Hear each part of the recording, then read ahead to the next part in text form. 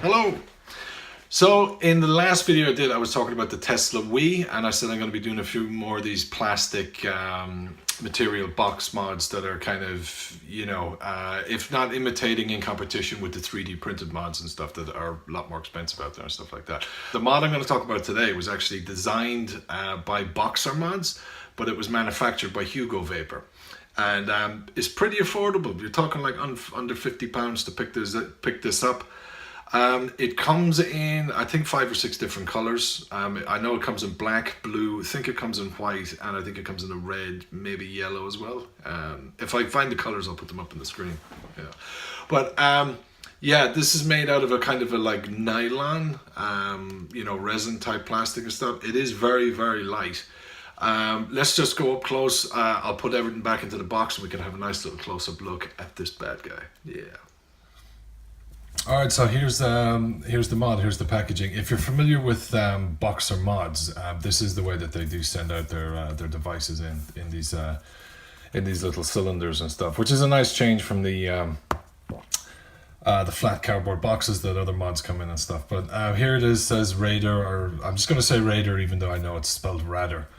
On the top says it on the side. This is the version 2 upgradable device. If you go to the Hugo Vapor website, there is a software and firmware upgrade on there, and there you have Boxer, Rader, Mod Killer and Material Killer, and it says they're designed by Boxer, and the Hugo Vapor website underneath there and stuff. So I put everything back inside the box so you can relive the excitement I had when I originally opened it up. So here in this side you are going to have a warning, right, which just tells you the correct shape your battery should be in, as in condition, and they shouldn't look like this. So it's good that more and more companies are putting these into their boxes. You're going to have a warranty card that you can fill out.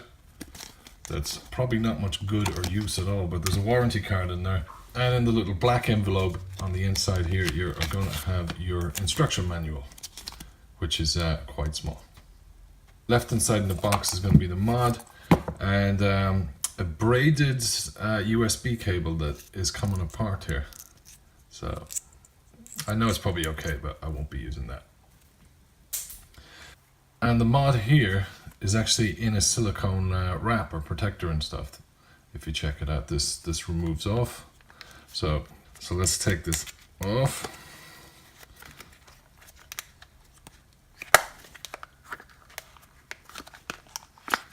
Here is the mod. So yeah, it is like a nylon resin kind of plastic. It is lightweight, very, very, very light. It's a little bit heavier than the Tesla Wii, which I've just reviewed. It's about 20 grams heavier than that. I'll put a link in the description to my Tesla Wii video, where I do weigh a few mods just to show you the differences in them and stuff. Here you got your fire button here, you got the screen in the middle, your minus and plus buttons here, your up and down, and your USB cable here for firmware upgrades. Back on there, here's your battery tray at the back. 4 magnets, 2 at the top, 2 at the bottom. They coincide with 2 at the top, 2 at the bottom here. Here's your battery tray. I do have trains going past here and stuff, so if you hear weird noises and whistles and shit, that's what it is. Battery tray is pretty clean looking. This is wired up and everything in series. Positive side up, positive side down on this side. So let's just chuck a couple of batteries in here. These are VTC 5As. They've been rewrapped, hence the color change. So, and the door goes on, nice and easy. Here's the display, so you'll see that there is independent battery displays on the top.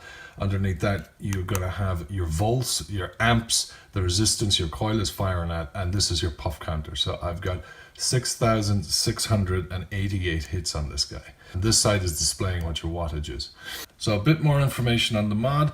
It goes from 1 to 211 watts. The input voltage is 5 to 8.4 volts. Output voltage is the same, 5 to 8.4 volts. Input current is 30 amps. Output current is 40 amps. The charging current is 2 amps. Temperature control will let you go from 100 degrees to 300 Celsius. I believe it's 200 to 600 degrees Fahrenheit. You can fire this sucker from a resistance of 0.06 up to 3 ohms. And this is operating the dual core GT211 chipset. Navigating this around. So if you hit the device 3 times, 1, 2, 3, you're in power or wattage mode. Okay, plus up, you're in temperature control mode, and there you're in nichrome. Hit it up again, you're in titanium. Hit it up again, and you are in stainless steel. Hit it up again, you're in bypass, so you click on any of these options. Bypass is going to be like kind of mech one. C1 is more to do with your kind of with the TCR modes and stuff like that, and preheat is a kind of a booster section you can have that will help you out in the temperature control aspects of this, which I'm not going to look at because I'm not really into the temp control. But basically you set and there's a puff clear here. If you click on this, it will clear the puff counter, and this brings you back to your power mode. If you wanted to do temperature control, you set your temperature control in wattage mode. Okay, and then let's say this was 40 watts or whatever. Yeah, around there, whatever. Then you go 1, 2, 3. You'd go into, let's say you're going into nichrome, hit it, and then you will be firing at, you see there 65 watts. The wattage is set for your temperature and stuff. So 1, 2, 3. I'm going to go back to wattage mode and put a device on here. Okay, so the tank I got on here is the Advocate MANTA, which RTA, which I have just done a review for, and I'll put a link in the description. If you hit up and down together, it will lock the up and down buttons themselves, so you can still fire the mod, but your up and down is locked.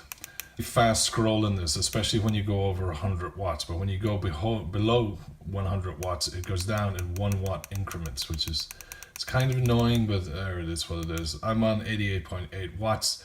Got a 0.14 coil on here. It will ask you when you change the batteries or take the tank off, put it back on if it's a new coil, and the usual thing. Button and the plus button at the same time.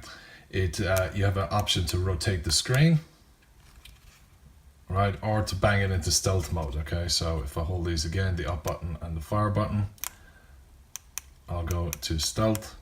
Now it'll fire, but there's no display. Operational wise and stuff, I think that's pretty much the mod covered. Let's go back up on top and I'll finish off having a chat about this bad fella. Cheer.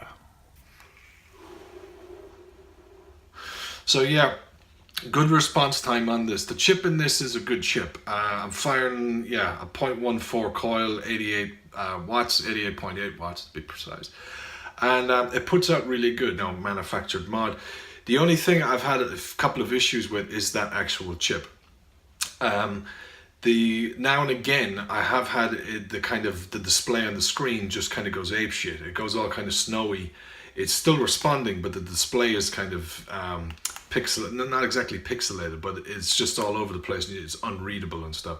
I did take a snap of it on the phone. I was hoping it'll happen now, but it's not happening. I'll post somewhere in here so you can see what I'm kind of talking about. Do the upgrade on this and see if it gets rid of the problem and stuff. But I am up to, yeah, I mean, I'm a few hundred shy of 7,000 hits on this. It's still performing great. I've had this thing for months and I've used it a lot. Knocks I'd give this is 1, that chip, that display, and 2, but it's not against the box, it's more against the website. If you go to the Hugo Vapor website, the updates are there for the mod, but there's very little actual information about it as far as the output, the input, the wattage. There's no information about this whatsoever at all on the website, which is like, why? There's a small little bit of technical info about it in the instruction manual, but the rest of the stuff that I said there, I had to go to distribution websites to actually get that information about the box. But my thoughts, opinions on this is it's a good mod. For the price, it's really, it's good. It is well built, it performs well. Except for that display thing, the chip is pretty dependable. It does fire pretty much instantly, not as quick as the Tesla chip, but it does fire pretty quick. The menu system on it is easy to control.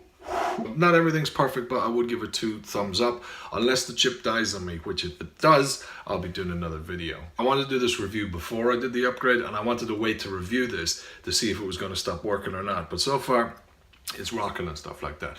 Thanks a lot for checking out the video as always. I'll be back with another video soon, but until then, take care, good luck, and bye bye.